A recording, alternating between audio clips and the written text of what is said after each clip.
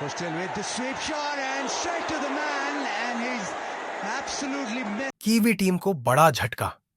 रचिन रविंद्र त्रिकोणीय श्रृंखला के फाइनल से बाहर न्यूजीलैंड क्रिकेट टीम के हेड कोच गैरी स्टीड का कहना है कि ओपनर की हालत पहले से बेहतर है, लेकिन तकलीफ के कारण वह त्रिकोणीय सीरीज के फाइनल से बाहर हो गए हैं।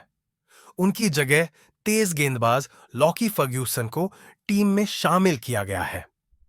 बीते दिन कराची के नेशनल स्टेडियम में त्रिकोणीय सीरीज के फाइनल से पहले नेट प्रैक्टिस सेशन में उन्होंने हिस्सा लिया था, लेकिन इसके बावजूद उन्हें आराम दिया गया है।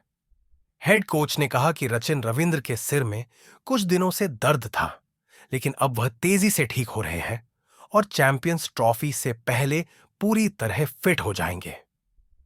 गैरी स्टीड ने आगे कहा कि लॉकी फर्ग्यूसन ILT20 लीग के दौरान चोटिल हुए थे और उन्होंने पिछले 15 महीनों से कोई अंतर्राष्ट्रीय मैच नहीं खेला है। गौरतलब है कि पाकिस्तान और न्यूजीलैंड के बीच त्रिकोणीय सीरीज के पहले मैच में पाकिस्तानी पारी के दौरान माइकल ब्रेसवेल की गेंद पर खुशदिल शाह का कैच पकड़ने की कोशिश में गेंद रचिन रविंद्र के चेहरे पर लग गई थी, जिससे वह घायल हो गए थे। वहीं दक्षिण अफ्रीका के खिलाफ मैच में भी उन्हें आराम दिया गया था। चैंपियंस ट्रॉफी की शुरुआत 19 फरवरी को कराची में न्यूजीलैंड और पाकिस्तान के बीच मैच से होगी, जबकि टूर्नामेंट का फाइनल 9 मार्च को खेला जाएगा।